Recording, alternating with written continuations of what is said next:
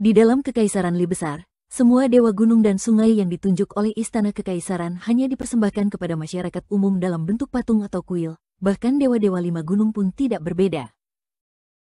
Akan tetapi, di seluruh benua Vial Harta Karun Timur di luar Kekaisaran Li Agung, semua dewa gunung dan sungai, dari Dewa Sungai Agung di Sungai Jimat Besi, Kota Lilin Merah, dan Sungai Tenang yang bergegas, hingga para penjaga sungai rendahan seperti yang ada di Sungai Kumis Naga, asalkan mereka dapat menjalin hubungan kuat dengan penguasa setempat dan tidak ada sekte pembudidaya kuat di dekatnya. Mereka akan mampu mendirikan istana gunung dan sungai resmi, yang skalanya tidak kalah dengan istana kerajaan manusia. Sebagai salah satu dewa dengan peringkat tertinggi di Yellow Court Nation, Dewa Sungai Besar Makanan Dingin telah membangun istana mewah di sebidang tanah di sebelah sungai Makanan Dingin di mana tidak ada kota atau desa dalam radius 100 km. Istana ini menempati lahan seluas lebih dari 1000 hektar, dibangun selama bertahun-tahun, dan ada plakat bertuliskan, air besar, tergantung di pintu masuknya. Akan tetapi, diumumkan kepada masyarakat umum bahwa istana ini dimiliki oleh klan pendiri negara Pengadilan Kuning, Klan Chu, dan bahwa keturunan Klan Chu telah membangun istana ini setelah memperoleh kekayaan yang sangat besar. Kenyataannya, pemilik sebenarnya dari istana tersebut adalah Dewa Sungai Besar Makanan Dingin. Malam itu, istana tampak terang benderang, dan di dalamnya tengah berlangsung pesta, dihadiri oleh berbagai tokoh kaya dan bangsawan. Dindingnya dipenuhi lampu api abadi, yang merupakan harta yang sangat berharga bahkan dalam sekte yang membudidayakan. Lampu-lampu itu tidak berharga karena penutupnya yang dibuat dengan rumit. Sebaliknya, yang membuatnya begitu berharga adalah tetesan ambergris di dalam setiap lampu. Lampu api abadi sebagian besar digunakan di tempat-tempat seperti makam kekaisaran, dan yang dibutuhkan untuk menyalakannya hanyalah lilin biasa dan sumbu yang telah dicelupkan ke dalam minyak lampu yang terbuat dari lemak paus ember laut dalam. Jika ambergris memiliki kualitas yang cukup tinggi, maka lampu tersebut dapat menyala selama 1 abad tanpa padam. Selain itu, aromanya akan bertahan lama, dan aroma tersebut memiliki efek menenangkan yang tidak kalah dengan kayu cendana kualitas terbaik.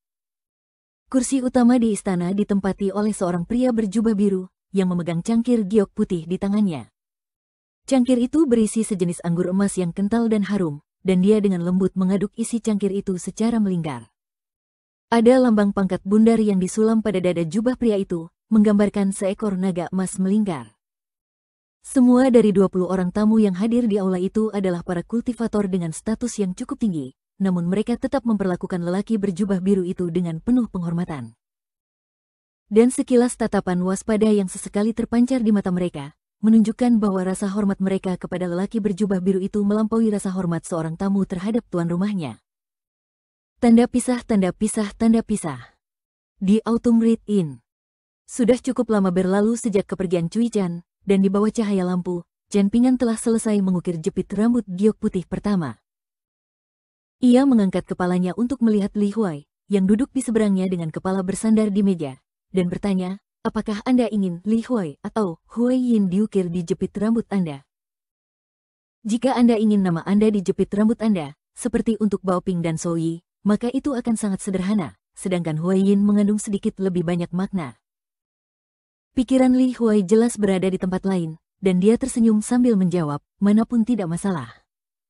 Chen Pingan mengambil jepit rambut giok hitam itu sambil merenung, apakah kamu menginginkan yang ini? Warnanya cocok dengan warna pohon. Li Huai mengangguk sebagai jawaban, lalu mengumpulkan keberanian sebelum bertanya, Chen Pingan, kamu tidak akan marah pada Lin Souyi dan memukulinya sampai mati, kan? Aku merasa meskipun Lin Souyi telah menjadi seorang kultivator, kamu masih dapat dengan mudah mengalahkannya dengan 1 atau 2 pukulan. Lin Souyi memiliki kepribadian yang sangat buruk, dia tidak suka banyak bicara, dan dia sedikit lebih licik daripada kita, tetapi dia memiliki hati yang baik. Chen Pingan agak geli mendengar ini, dan dia mengejek, apa yang ada di pikiranmu itu? Untuk apa aku melawan Lin Souyi? Jika Lin Souyi berkelahi denganmu, kau boleh setuju, tetapi beri dia pelajaran dan jangan bertindak terlalu jauh, kata Li Huai dengan malu-malu. Lin Souyi berasal dari keluarga kaya, dan dia tidak sekuat aku. Aku bisa menerima beberapa pukulan dari Li Baoping dan tetap baik-baik saja, tetapi menurutku dia tidak akan sekuat aku. Chen Pingan tidak tahu bagaimana menjelaskan hal ini kepada Li Huai, jadi dia hanya menjawab, baiklah, aku akan mengingatnya. Li Huai sangat lega mendengar hal ini, dan senyum segera muncul di wajahnya saat dia bergegas kerak buku kecilnya untuk mengeluarkan boneka kayu dan batangan perak itu. Dia kemudian kembali ke tempat duduknya dan meletakkan boneka kayu itu ke atas batangan perak sebelum melanjutkan. Lin Souyi pernah mengatakan kepadaku sebelumnya bahwa semua negara bagian, prefektur, dan kota-kota besar mengikuti ajaran Konfusianisme ketika menetapkan kebijakan mereka. Kota-kota memiliki pavilion Dewa Kota, sementara daerah memiliki kuil Dewa Kota. Pejabat seperti pengawas prefektur dan hakim daerah mengawasi dunia orang hidup, sementara Dewa Kota memimpin dunia orang mati, menjaga hukum dan ketertiban, serta berpatroli di perbatasan untuk mencegah hantu dan roh melakukan hal jahat. Kuil Dewa Kota yang kita kunjungi sangat besar, dan terletak di kota prefektur, jadi mengapa masih disebut kuil? Bukankah seharusnya disebut pavilion Dewa Kota? Selain itu, kita menghabiskan begitu banyak waktu menjelajahi kuil Dewa Kota pada siang hari, mungkinkah kita sudah bertemu dengan Dewa Kota, tetapi kita tidak mengenalinya? Chen Pingan memikirkan pertanyaan-pertanyaan ini sejenak, lalu menjawab, Anda harus menanyakan pertanyaan-pertanyaan ini kepada Cui Dongsan. Li Huai menggelengkan kepalanya dengan kuat sebagai jawaban. Aku tidak suka orang itu. Dia selalu berbicara dengan cara yang aneh dan misterius. Tanda pisah, tanda pisah, tanda pisah. Di dalam sebuah ruangan, sepasang gadis, yang satu lebih tua dari yang lain, duduk berhadapan dengan lampu minyak di antara mereka. Salah satu dari mereka sedang memoles seruling bambunya, sementara yang lain menyilangkan tangan dengan sikap tegas dan tatapan mata yang dingin. "Xie, kamu mendengkur di malam hari, dan itu sangat keras," kata Li Baoping. "Bahkan ketika aku tidur di tendaku sendiri yang sangat jauh dari tendamu, aku masih bisa mendengarmu." Xie mengangkat kepalanya sambil tersenyum lalu menjawab, "Kamu pasti mendengar orang lain, aku tidak pernah mendengkur saat tidur." "Bagaimana kamu tahu kamu tidak mendengkur saat tidur?" Li Baoping bertanya sambil mengangkat sebelah alisnya. Xie dengan lembut memijat seruling bambu itu dengan jari-jarinya dan menirukan gerakan alis Li Baoping saat menjawab, "Karena aku seorang kultivator, seseorang yang orang-orang sepertimu hormati sebagai dewa dan makhluk abadi." "Oh ya. Baiklah, apakah kamu punya rak buku kecil?" tanya Li Baoping sambil mengangkat dagunya dengan gaya provokatif. Xie tidak memberikan tanggapan apapun terhadap ini. Merasa baru saja menang telak atas Xie, Li Baoping mengeluarkan tumpukan buku dari rak bukunya agar ia bisa membaca di bawah cahaya lampu. Seperti biasa, ia mengambil buku catatan perjalanan kesayangannya, yang berisi berbagai macam cerita tentang tempat-tempat aneh dan eksotis, serta hantu dan roh. Dia cepat-cepat tenggelam dalam cerita-cerita itu, mengernyitkan dahinya sesaat sebelum mengangguk tanda mengerti di saat berikutnya, lalu memperlihatkan ekspresi gembira, hanya untuk sesaat kemudian menjadi linglung dan patah semangat. Sementara itu, Xie memperhatikan dengan saksama sembari tanpa sadar menggerakkan jarinya maju mundur di sepanjang sisi pipinya sendiri. Tanda pisah, tanda pisah, tanda pisah. Lin Souyi duduk di pavilion dengan mata terpejam, bernapas dan bermeditasi dalam keheningan sambil dengan hati-hati merasakan aliran air antara langit dan bumi. Itu seperti proses gelombang yang menyapu pasir, menghilangkan kotoran sambil menjaga esensi yang berharga. Dia mengumpulkan kabut putih yang keluar dari sumur sedikit demi sedikit sebelum menyerapnya ke titik akupunturnya. Meskipun suara gaduh terdengar dari dalam sumur, Lin Souyi tetap tidak tergerak sama sekali. Untungnya, dia bukan target makhluk yang muncul dari dalam sumur, jadi tidak ada satupun dari mereka yang saling mengganggu. Kitab suci bacalah di atas awan yang menarik perhatian Lin Souyi di Gunung Go Table adalah kitab suci rahasia Tao untuk mengolah teknik 5 petir yang benar. Dalam hal bimbingan kultivasi bagi para kultivator 5 tingkat bawah, kitab suci tersebut hanya berisi beberapa instruksi yang sangat umum, tetapi sebagai seseorang yang sangat ahli dalam perhitungan dan deduksi, Lin Souyi mampu memanfaatkan kitab suci tersebut dengan baik. Tidak butuh waktu lama bagi Lin Souyi untuk mulai merasakan sensasi bengkak dari beberapa titik akupuntur di tubuhnya, tetapi dia masih tidak mau berhenti. Mereka telah menempuh perjalanan yang sangat jauh untuk sampai di sini, dan dia belum pernah merasakan energi spiritual yang begitu kaya dan murni sebelumnya, jadi dia tidak mau melewatkannya. 1 jam berlalu, dan wajah Lin Souyi menjadi sangat merah dan memerah. Dia seperti orang kelaparan yang telah disuguhi jamuan besar, dan karena pestanya yang tak terkendali, dia makan berlebihan dan benar-benar kekenyangan. Tiba-tiba, seseorang menepuk bahu Lin Souyi, dan tanpa sengaja ia bersendawa, sambil mengeluarkan napas tersendat. Napas yang baru saja ia keluarkan itu seolah-olah telah lama tertahan di dalam tubuhnya, dan tercium bau yang memuakkan. Orang yang baru saja menepuk bahu Lin Souyi buru-buru mengibaskan lengan bajunya ke udara untuk menghilangkan bau busuk yang tercium saat dia memarahi. Aku tidak tahu apakah aku harus menyebutmu pemberani atau bodoh. Apakah kamu tidak takut makan sampai mati? Lin Souyi sedikit goyah saat mendengar ini, lalu bertanya dengan ekspresi bingung. Bukankah seorang kultivator seharusnya berusaha menyerap sebanyak mungkin energi spiritual dari langit dan bumi? Menurut Xie, bagaimana mungkin cangkir kecil bisa menampung ribuan liter anggur? Cui Chan membantah. Jika memang benar semakin banyak semakin baik, maka orang-orang tua yang mendirikan ajaran pasti sudah menghabiskan semua energi spiritual di seluruh dunia. Bagaimana mungkin masih ada yang tersisa untuk kultivator lain? Anda harus melakukan segala sesuatunya secara perlahan dan maju selangkah demi selangkah, dan jumlah energi spiritual yang dapat Anda serap bergantung pada berapa banyak titik akupuntur yang telah Anda kembangkan. Sedikit rasa takut muncul dalam hati Lin Souyi saat mendengar ini, dan dia mengangkat tangan untuk menyeka keringat di dahinya. Sementara itu, Cui Chan duduk dengan kaki disilangkan sambil mengarahkan pandangannya ke sumur tua, yang darinya energi spiritual terus naik tanpa henti. Namun, kabut putih halus ini hanya dapat dilihat oleh para kultivator yang telah membuat kemajuan yang lumayan, atau oleh para ahli seni bela diri. Bagi kebanyakan orang, bahkan jika mereka menjulurkan kepala ke dalam sumur, mereka hanya akan dapat merasakan bahwa tempat itu sedikit lebih dingin daripada tempat lain. Cui Chan menoleh ke Lin Souyi sambil tersenyum dan berkata, "Aku telah menyelamatkan hidupmu, jadi bagaimana kalau kau meminjamkan salah satu jimatmu kepadaku sebagai kompensasi?" "Aku hanya meminjamnya, jadi aku akan mengembalikannya kepadamu." Ekspresi ragu muncul di wajah Lin Souyi, dan Cui Chan melanjutkan, "Tenang saja, aku tidak akan meminjam salah satu dari 4 jimat paling berharga milikmu. Sebaliknya, aku hanya menginginkan jimat debu emas itu, yang merupakan jimat hebat, tetapi bukan salah satu yang terbaik dalam koleksimu." Lin Souyi akhirnya mengangguk setuju. Cui Chan menjentikkan jarinya, dan jimat emas terlepas dari saku dada Lin Souyi sebelum jatuh ke genggaman Cui Chan. Cui Chan menundukkan kepalanya untuk memeriksa jimat itu dengan ekspresi penuh penghargaan. Kertas jimat merupakan salah satu peralatan dasar klan jimat, dan kertas jimat yang paling umum di dunia adalah kertas pemujaan kuning. Di atasnya terdapat kertas segel kuning, yang lebih kuat daripada kertas pemujaan kuning, dan umumnya digunakan oleh semua sekte Tao di dunia. Ada juga beberapa contoh khusus, seperti jenis kertas jimat berwarna biru yang diibaratkan sebagai cuaca cerah setelah badai, serta beberapa kertas jimat berwarna cerah dengan berbagai warna, yang banyak digunakan oleh kaisar untuk menuliskan dekrit kekaisaran mereka. Kertas-kertas ini sering diberikan kepada pejabat selama festival atau perayaan, dan mustahil untuk dibeli oleh rakyat jelata, tidak peduli seberapa kaya mereka. Kertas jimat pada umumnya digunakan oleh sekte-sekte Taois untuk membuat jimat, dan jimat Taois dianggap sebagai akar fundamental tradisional dari semua jimat di dunia, yang dihormati sebagai cikal bakal semua cabang jimat. Akan tetapi, jimat tidak harus dituliskan pada kertas jimat. Individu yang tercerahkan mengikuti ajaran Taoisme dan dewa-dewa duniawi mampu mengukir jimat di udara tanpa memerlukan kertas jimat.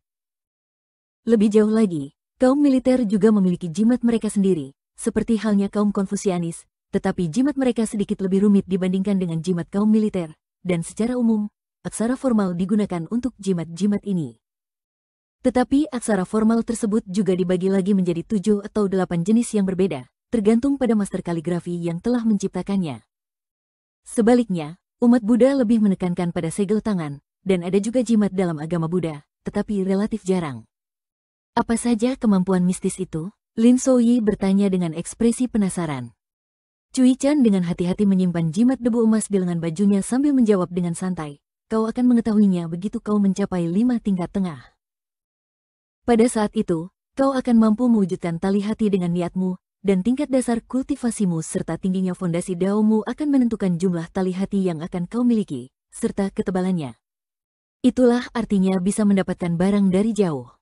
Saat ini, Lin Souyi adalah seorang kultivator di puncak tingkat ketiga. Mampu mencapai level ini hanya dalam beberapa bulan merupakan kemajuan yang menakjubkan, dan tingkat kemajuan yang cepat ini dapat dikaitkan dengan bakat alami Lin Souyi yang luar biasa, serta sebotol anggur dari A Liang. Beberapa orang kaya gemar membeli ular besar dari para pemburu untuk mencampur isi kantong empedu mereka dengan anggur guna memperoleh khasiat obat yang luar biasa. Jadi orang hanya bisa membayangkan seberapa ampuh anggur obat yang dicampur dengan inti iblis dari iblis besar tahap kenaikan. Cui Chan berdiri sambil tersenyum dan berkata, Ah Liang adalah mentormu di tahap awal perjalanan kultivasimu, dan kau harus menghargai kesempatan ini. Kalau tidak, aku akan. Apa yang akan kamu lakukan? Lin Souyi bertanya dengan lugas dan terus terang. Aku akan sangat marah padamu, Cui Chan menyimpulkan sambil tersenyum. Awalnya dia hendak mengatakan, aku akan membunuhmu, tetapi dia memutuskan untuk mengubah kata-katanya di saat-saat terakhir. Setelah sensasi bengkak di titik akupunturnya berangsur-angsur memudar, Lin Souyi kembali memejamkan matanya, menggunakan tubuhnya sebagai wadah untuk mengumpulkan energi guna membangun jembatan menuju keabadian. Sementara itu, Cui Chan melompat keluar dari pavilion sebelum berjalan menuju sumur tua, memegang jimat debu emas yang dipinjamnya dari Lin Souyi di antara dua jarinya. Cui Dongsan, apa yang kau lakukan? Teriak Lin Souyi. Cui Chan melangkah ke tepi sumur, lalu menoleh ke Lin Souyi sambil tersenyum nakal. Ia lalu mengangkat jimat itu tinggi-tinggi di atas kepalanya dan melambaikannya dengan lembut. Pada saat yang sama, ia melangkah mundur, dan seluruh tubuhnya meluncur ke dalam sumur sambil berkata dalam hati, tolak air. Meskipun langit telah berubah gelap, sebenarnya belum terlalu larut. Selain itu, tata letak Clear Dew Courtyard di Autumn Ritin sangat indah, dan Li Huai tidak ingin tidur pula, jadi ketika Chen Pingan sibuk mengukir jepit rambut giok, Li Huai mengeluarkan kotak kayu yang telah diberikan kepadanya oleh penguasa Gunung Go Table Mountain sebelum meletakkannya di atas meja. Dia kemudian meletakkan boneka kayunya dan 4 patung tanah liat yang diberikan kepadanya oleh Wei Jin dari kuil angin salju ke dalam kotak, bersama dengan salinan tebing air terputus yang telah dibeli di kota lilin merah. Bahkan setelah semua barang itu dipindahkan ke dalam kotak kayu hitam kuning yang halus itu, masih ada sedikit ruang yang tersisa. Kotak kayu itu memperlihatkan rona merah, dan menurut Wei Bo dari Go Table Mountain, kotak itu berangsur-angsur berubah dari kuning menjadi merah selama bertahun-tahun terkubur di dalam tanah. Kayu itu tidak hanya tidak membusuk dalam proses ini, tetapi juga mengeluarkan aroma yang unik. Li Huai mencondongkan tubuhnya ke dekat kotak kayu itu untuk menciumnya dengan saksama, dan benar saja, aromanya masih ada, dan tidak memudar sedikitpun dibandingkan saat terakhir kali ia menciumnya di stasiun relay Bantal. Sejak meninggalkan kota kecil untuk pergi ke Akademi Mountain Cliff, Li Huai terpaksa menanggung banyak kesulitan, tetapi ia juga menuai beberapa hasil selama perjalanan. Selain rak buku bambu berharga yang ada di sudut, ada juga kotak kayu hitam kuning yang cantik ini, boneka kayu, dan patung tanah liat. Selain itu, ada beberapa ikan gabus berharga yang hidup di dalam salinan tebing air terputus itu. Begitu pula ikan kegelapan hijau yang ditampar Ah Liang ke dalam buku itu.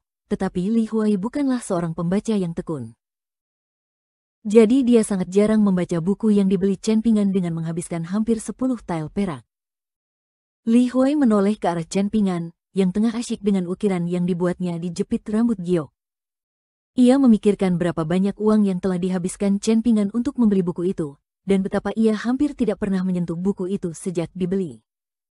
Saat itu, ia telah berjanji kepada Chen Pingan bahwa ia pasti akan membaca buku tersebut, dan ia merasa sedikit bersalah karena tidak menepati janjinya.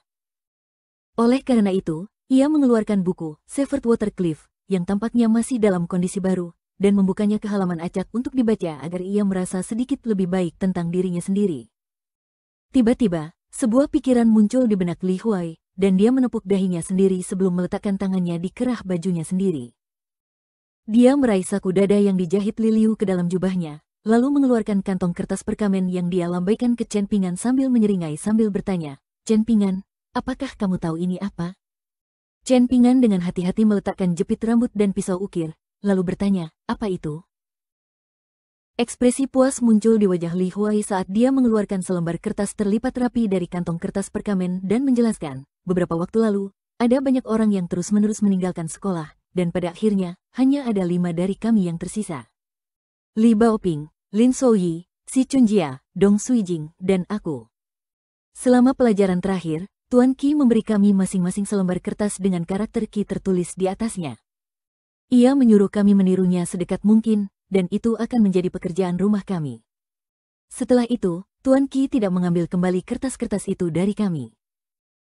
Ibu saya merasa tulisan Tuan Qi cukup rapi dan seragam, tetapi bahkan tidak memiliki gaya yang sama seperti karakter-karakter yang tertulis pada syair-syair tetangga. Namun, karena Tuan Qi sudah lama menjadi guru kami, dia berkata agar saya menyimpan kertas ini sebagai kenang-kenangan. Jadi, Saya meminta saudara perempuan saya untuk menjahit kantong di dalam jubah saya secara diam-diam dan meletakkan kertas itu di dalam kantong, lalu membungkusnya dengan kantung kertas perkamen. Setelah itu, saya bertanya kepada Li Baoping dan Lin Souyi di mana kertas-kertas mereka berada.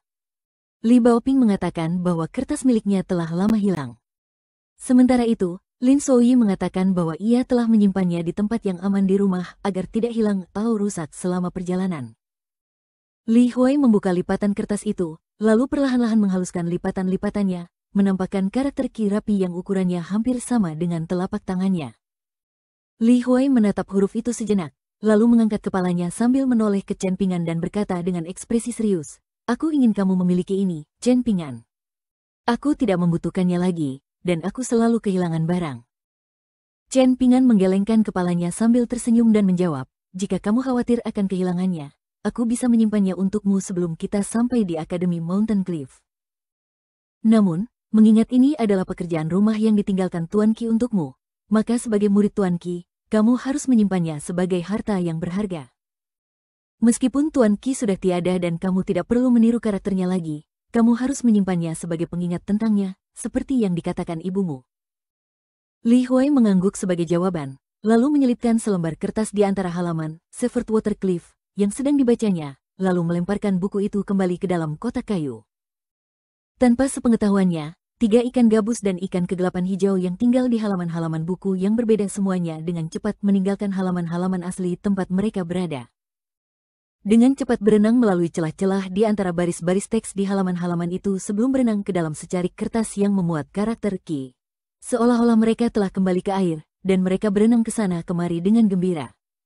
Dibandingkan dengan hadiah luar biasa yang diperoleh Li Huai selama perjalanan, Lin Souyi tidak kalah beruntung darinya. Ia memperoleh banyak koleksi kitab suci kuno dengan standar dan bahan yang berbeda, termasuk kitab suci ucapkan di atas awan dan album penjelajahan gunung yang dipenuhi dengan ilustrasi berbagai jenis roh gunung. Pendeta Tao tua yang buta itu telah menganugerahkan buku itu kepada Chen Pingan karena Chen Pingan telah memberikan kerikil empedu ular berkualitas sangat tinggi kepada anak laki-laki lumpuh itu. Sebagai balasan atas hadiah yang berharga itu, pendeta Tao tua itu telah memberinya album ini, yang ia nyatakan sebagai harta karun yang telah diwariskan turun-temurun kepada gurunya, dan album itu kemudian diberikan kepada Lin Souyi oleh Chen Pingan. Adapun Li Baoping, dia telah memperoleh jimat keberuntungan dan labu pemeliharaan pedang. Itu hanya koleksi dari 2 benda, tetapi keduanya adalah harta yang sangat berharga, bahkan di mata para kultivator abadi. Sebaliknya, Chen Pingan telah berusaha lebih keras dan memberikan kontribusi lebih banyak daripada siapapun dalam perjalanan ini, tetapi ia hanya mendapatkan benih teratai emas yang tampak agak layu, dan hingga hari ini, ia masih belum tahu untuk apa benih itu dapat digunakan. Selain itu, ia juga berutang sejumlah besar uang kepada Cui Chan. Li Huai menundukkan kepalanya ke atas meja sambil mengulangi untuk kesekian kalinya. Lin Souyi berasal dari keluarga yang sangat kaya, tetapi statusnya sebagai anak haram sangat canggung, jadi dia cenderung lebih sensitif daripada yang lain. Jangan ambil hati apa yang dia katakan, Chen Pingan. Chen Pingan mengangguk sebagai jawaban. Nanti aku akan menemuinya, dan semuanya akan baik-baik saja setelah kita membicarakannya. Tiba-tiba, Li Huai berkata, orang baik dan jujur selalu dirugikan.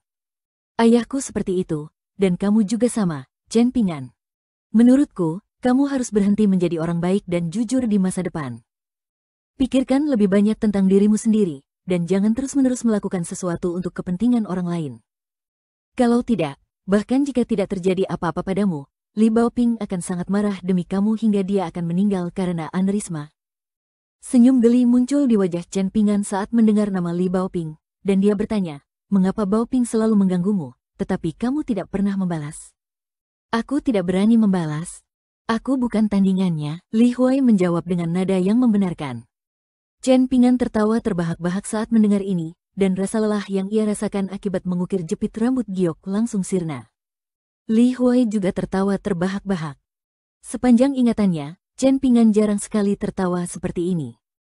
Terlepas dari apa yang dilakukan atau dikatakannya, Chen Pingan selalu sangat menahan diri dan berhati-hati, takut melakukan atau mengatakan hal yang salah. Hal ini mengingatkan Li Huai pada ayahnya, yang agak mirip dalam hal itu.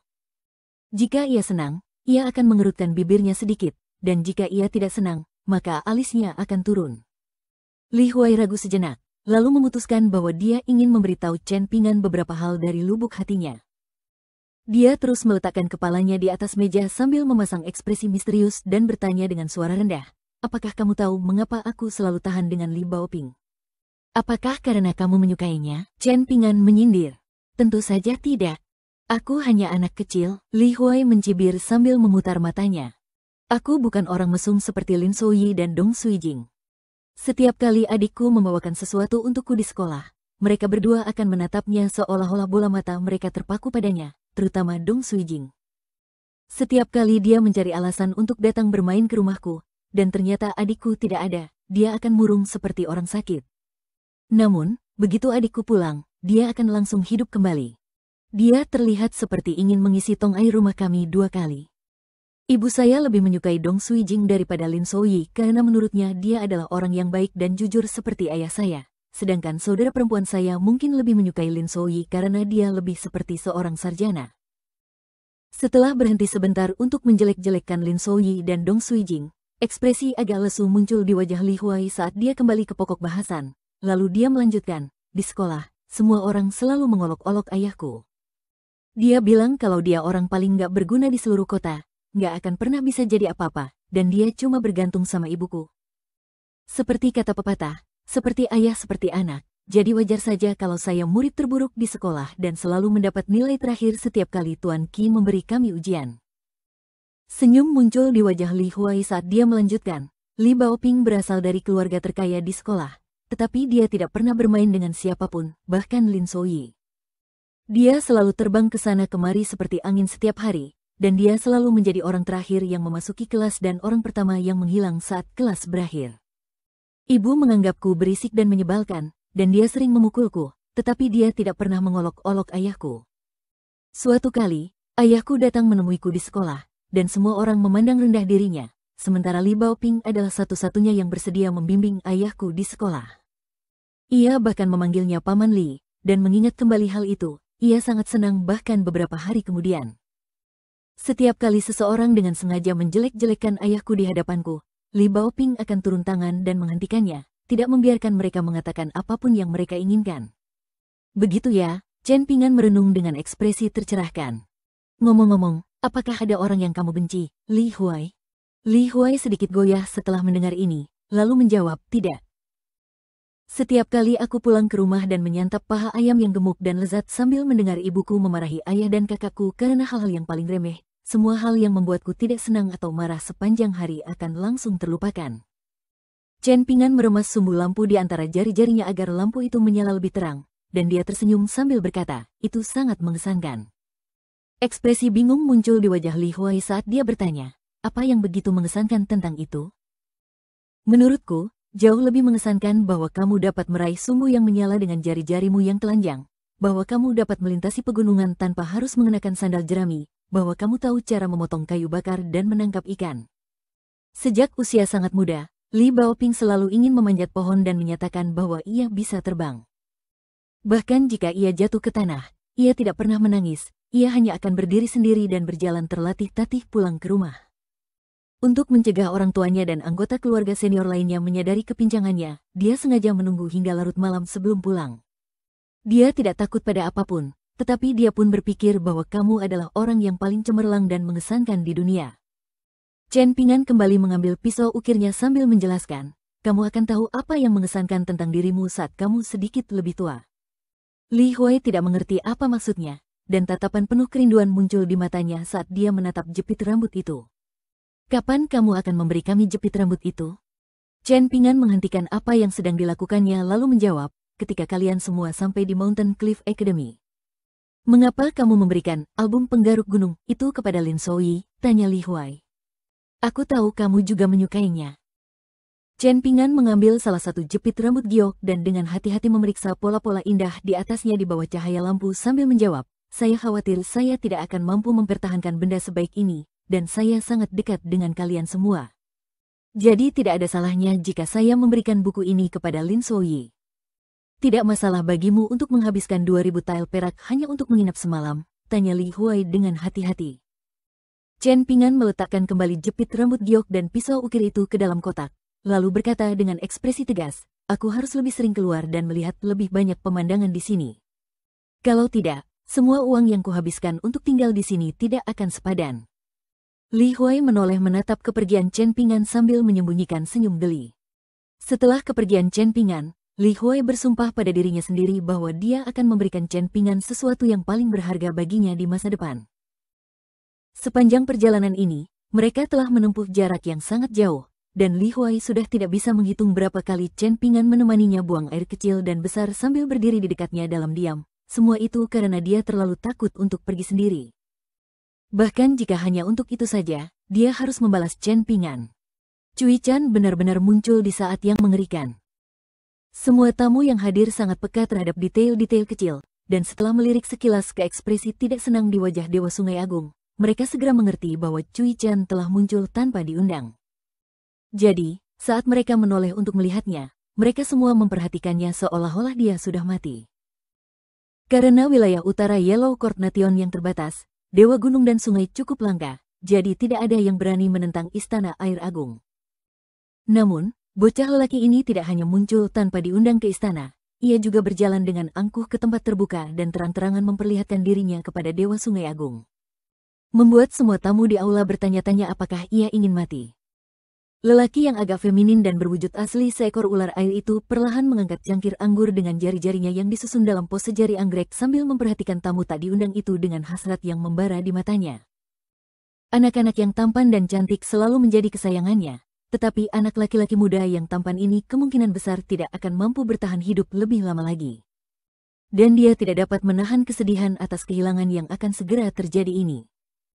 Anak laki-laki itu baru saja menunjukkan rasa tidak hormat yang terang-terangan kepada Dewa Sungai yang Agung, jadi dia tentu tidak akan berani menculik anak laki-laki itu dan membawanya kembali ke tempat tinggalnya untuk dinikmati.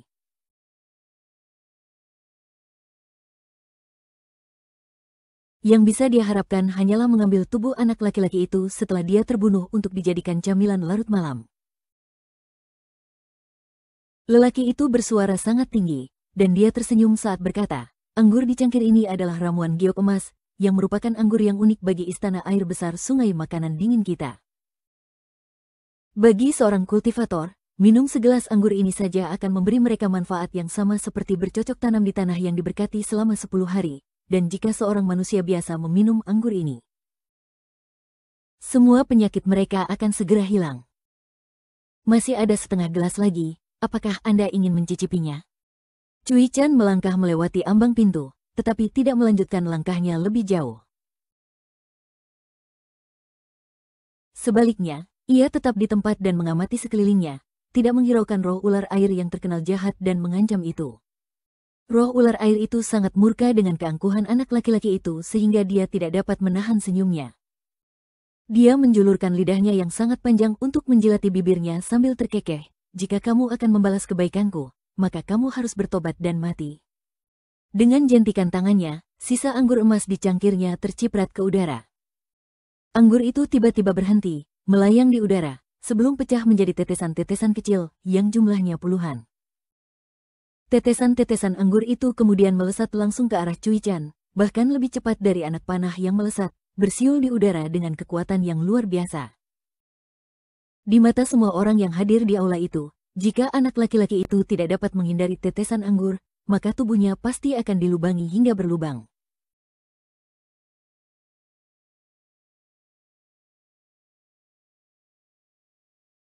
Pertunjukan manipulasi air yang luar biasa ini menjadi pemandangan yang menakjubkan bagi banyak petani muda yang hadir, dan setiap orang berpendapat bahwa nasib bocah kurang ajar itu sudah ditentukan. Pria tua berambut putih itu tidak terkecuali. Sedikit keterkejutan muncul di matanya saat pertama kali melihat anak laki-laki itu, tetapi dia kemudian dengan cepat menggelengkan kepalanya dengan ekspresi sedih. Di matanya, anak laki-laki itu seperti anak sapi bodoh yang tidak tahu takut pada harimau.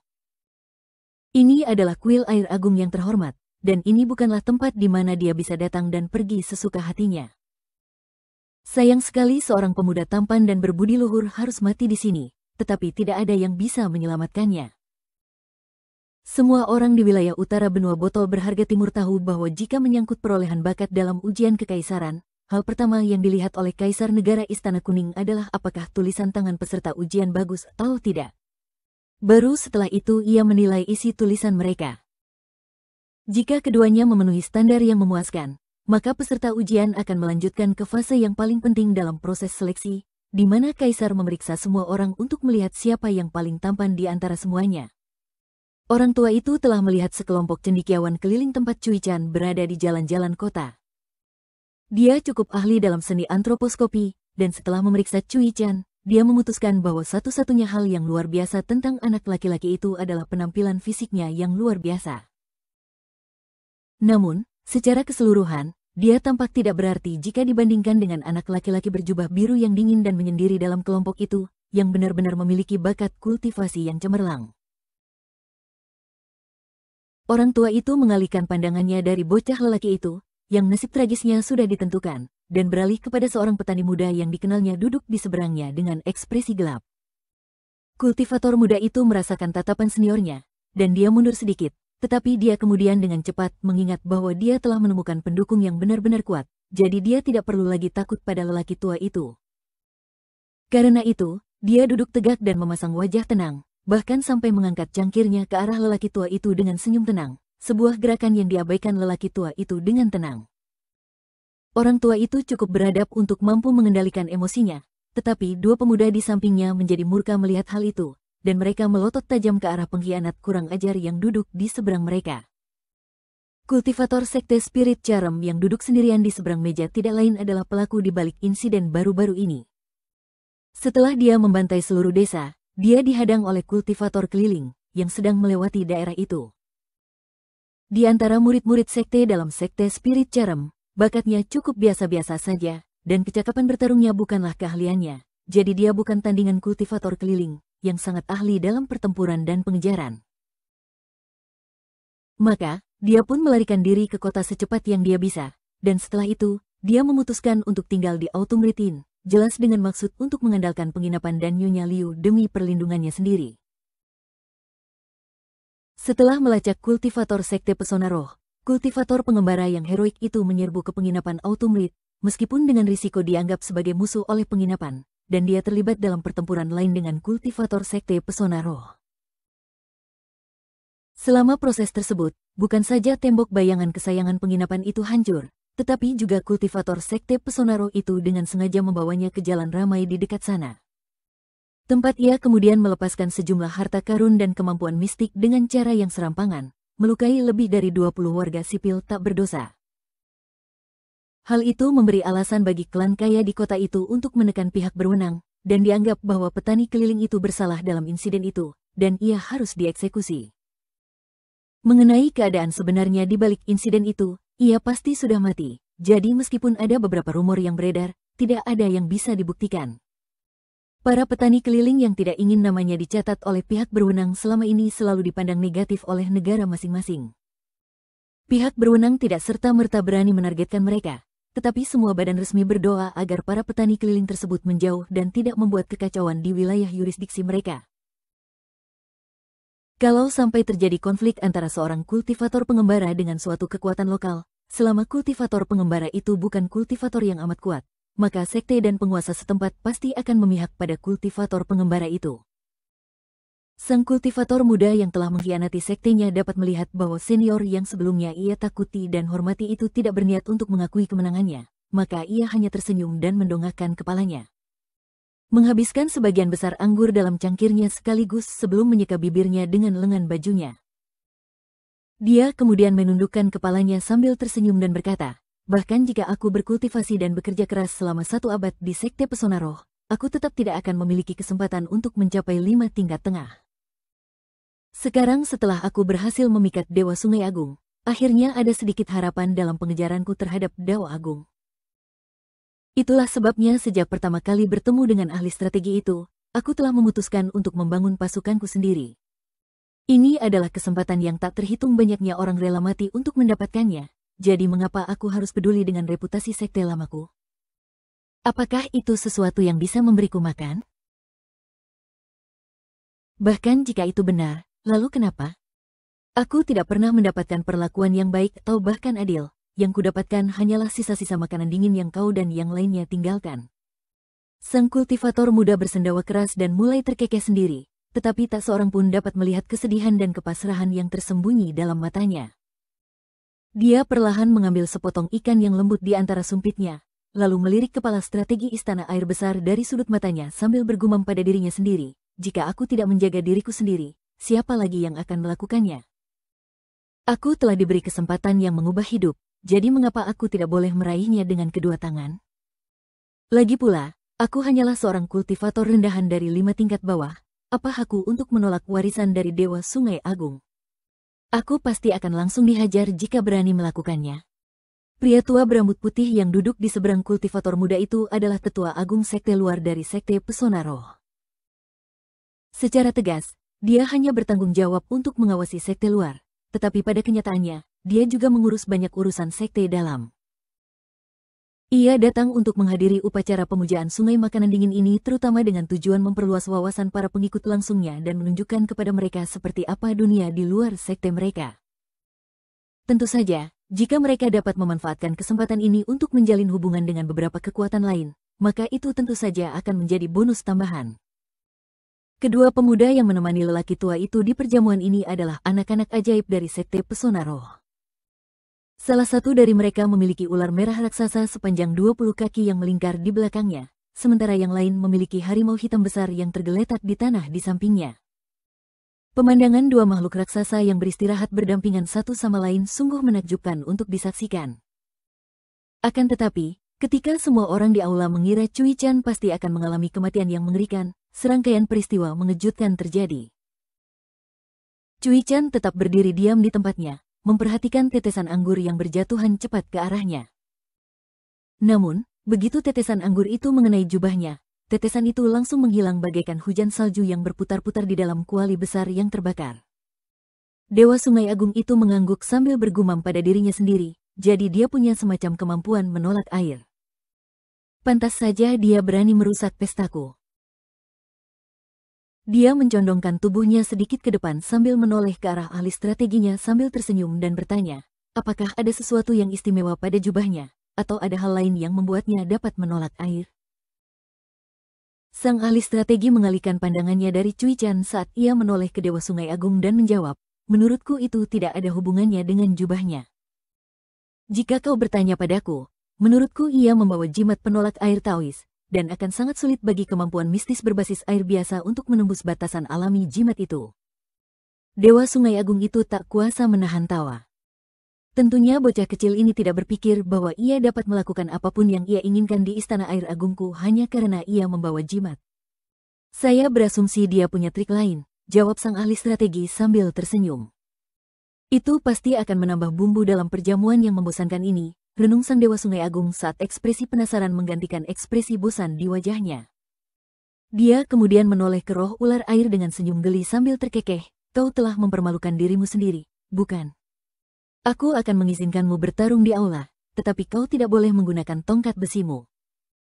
Jika tidak, kita harus melihatmu menghancurkan kepala seseorang lagi, dan itu akan memuaskanmu, tetapi kurasa itu tidak akan memuaskan selera tamu kita.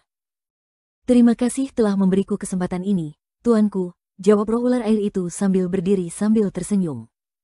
Cui Chan mundur beberapa langkah untuk dapat duduk di ambang pintu. Setelah duduk, dia melambaikan tangannya ke arah roh ular air yang baru saja muncul dari balik mejanya. Dia berkata, tunggu sebentar, masih ada yang ingin kukatakan. Biarkan aku menyelesaikan perkataanku. Sang guru sastra dan pelayan negara bertukar pandang dengan bingung. Sementara Dewa Sungai Agung tertawa terbahak-bahak sebelum menenggak secangkir anggur. Di antara para tamu, ada dua orang yang duduk di meja dari pengkhianat sekte Pesona Roh. Keduanya berusia sekitar 30 tahun, dan mereka memancarkan aura tajam dan menakutkan. Bahkan setelah menyaksikan kemampuan menolak air milik Cui Chan, tak satu pun dari mereka yang menghiraukannya. Salah satu dari mereka memiliki pedang panjang yang terikat di punggungnya bahkan saat ia sedang minum anggur, sementara yang lain meletakkan pedangnya di atas meja, tidak lebih dari beberapa kaki jauhnya dari tangan kanannya yang menghunus pedang. Jelaslah bahwa mereka berdua adalah pendekar pedang, dan meskipun tidak jelas apakah mereka berdua berhasil mengembangkan pedang terbang mereka secara penuh, para pendekar pedang secara luas diterima memiliki kekuatan penghancur paling dahsyat di antara semua kultivator. dan mereka memiliki potensi terbesar untuk menjatuhkan lawan yang basis kultivasinya lebih tinggi daripada mereka. Oleh karena itu, bahkan seorang kultivator tingkat 5 menengah tidak akan berani meremehkan pendekar pedang tingkat 5 bawah. Dengan setiap tingkatan perkembangan yang dibuat oleh seorang pendekar pedang, peningkatan kekuatan pedang terbang mereka akan jauh melampaui peningkatan kekuatan yang dapat diharapkan dialami oleh seorang kultivator normal. Secara khusus, semua pedang terbang terikat milik pendekar pedang 5 tingkat bawah sangat rapuh dan mudah patah. Tetapi jika pendekar pedang itu dapat mencapai 5 tingkat tengah, maka akan terlihat perubahan yang drastis. Setiap pendekar pedang yang telah mencapai 5 tingkat tengah atau memiliki potensi untuk mencapainya adalah tamu terhormat dimanapun mereka pergi, terutama jika mereka masih muda. Di antara sekte-sekte yang berkultivasi, ada pepatah populer, di 5 tingkat tengah, pendekar pedang berusia 100 tahun dapat dibandingkan dengan seorang kultivator berusia 60 tahun. Yang tersirat dari perkataan tersebut adalah bahwa seorang kultivator yang dapat mencapai 5 tingkat tengah pada usia 60 tahun sudah dianggap sebagai seorang jenius yang cemerlang, namun bagi seorang kultivator pedang, meskipun mereka hanya dapat mencapai 5 tingkat tengah pada usia 100 tahun, mereka masih dianggap sebagai seorang jenius yang sama. Dari 2 pendekar pedang yang mengunjungi Istana Air Besar, salah satunya adalah seorang kultivator keliling. Konon, ia telah menerima warisan dari seorang pendekar pedang keliling yang kuat, yang telah menganugerahkan kepadanya senjata luar biasa yang dapat mengiris logam seperti pisau panas mengiris mentega. Adapun pendekar pedang lainnya, dia adalah murid terakhir dari guru kuil naga pengintai. Kuil naga pengintai termasuk dalam cabang alkimia Taoisme, dan mereka berfokus terutama pada pengumpulan harta alam untuk disempurnakan menjadi pil, yang kemudian dikonsumsi untuk membantu kultivasi mereka. Harta karun utama kuil tersebut adalah batu tinta kuno yang bernama batu tinta naga banjir tua, dan merupakan salah satu dari 10 batu tinta paling terkenal di benua Vial Harta Karun Timur. Ada seekor naga banjir kecil melingkar di tepi batu tinta tersebut, mendengkur pelan dalam tidurnya. Konon pada zaman dahulu kala di negara Su, naga banjir merajalela dan menimbulkan malapetaka kemanapun mereka pergi. Itulah sebabnya tersebar legenda tentang orang-orang abadi yang membunuh naga banjir jahat di seluruh negeri. Rupanya, naga banjir kecil yang tinggal di batu tinta kuno itu adalah salah satu yang lolos dari pembersihan kuno itu. Sebagai murid dari guru kuil naga mengintai, pendekar muda dengan pedangnya yang diletakkan di atas meja datang ke sini untuk mewakili kuil dan berbicara dengan sungai besar. Membahas kemungkinan untuk meningkatkan kuil naga mengintai dari kuil menjadi istana. Cukup sulit bagi sekte kultivasi Tao untuk mendapatkan huruf kuil sebagai akhiran namanya. Seperti halnya penunjukan penguasa sejati, hanya ada sejumlah tertentu yang dapat ditetapkan, jadi bukan berarti seorang kaisar dapat menunjuk penguasa sejati sebanyak yang ia inginkan. Oleh karena itu, tidak sembarang pendeta Tao dapat dipilih oleh kaisar untuk menerima kehormatan besar ini. Sebaliknya, sekte Tao di benua botol harta karun timur akan mengirim orang untuk menilai apakah seseorang benar-benar memiliki apa yang dibutuhkan untuk diangkat sebagai penguasa sejati. Sementara itu, Cui Chan berdeham sambil duduk di depan pintu, lalu berkata dengan suara keras, "Hari ini aku datang untuk memberi kalian pelajaran agar menjadi manusia yang baik dan sopan." Tentu saja, untuk para hantu dan dewa di sini, aku juga akan mengajari kalian cara menjadi roh dan dewa yang baik dan sopan. Astaga, ini sedikit lebih melelahkan dari yang kuduga.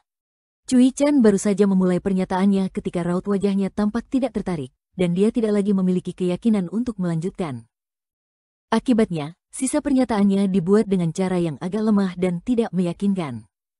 Manusia harus menegakkan keadilan dan berdiri tegak seperti pilar antara langit dan bumi. Tuhan disembah oleh masyarakat, jadi mereka harus membalasnya dengan memberikan berkat dan perlindungan. Bahkan jika dao ilahi mereka telah runtuh, selama mereka terus disembah dan dihormati, mereka tidak akan pernah benar-benar mati.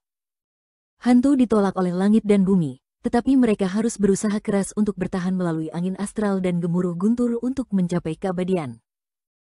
Ini seharusnya menjadi deklarasi yang membangkitkan semangat, tetapi bila diucapkan dengan nada yang tidak memihak, deklarasi ini menjadi sama sekali tidak bermakna dan tidak memiliki gaya. Cui Chan menghela napas pelan, lalu mengerucutkan bibirnya seraya bergumam pada dirinya sendiri, "Saudara Aliang, kau memang bisa melakukan hal seperti ini, tapi kedengarannya kurang tepat saat aku mengatakannya." Cui Chan menghela napas lagi sebelum berdiri, lalu melanjutkan, baiklah, aku sudah cukup lama bermain-main. Kurasa sudah waktunya untuk mulai bekerja. Dia kemudian berbalik ke tempat di aula tempat tidak ada seorang pun saat dia memarahi. Apa yang memberi seseorang yang lemah dan menyedihkan seperti dirimu keberanian untuk berperan sebagai pahlawan? Apakah kamu benar-benar berpikir bahwa kamu adalah Aliang yang datang kedua? Karena tindakanmu, jiwa dan inderamu telah benar-benar tercerai-berai. Jika kau tidak bertemu seseorang sepertiku, yang ahli dalam seni manipulasi jiwa, kau akan menjadi roh pendendam yang terpaksa menjelajahi negeri tanpa tujuan sampai kematianmu yang tak terelakkan.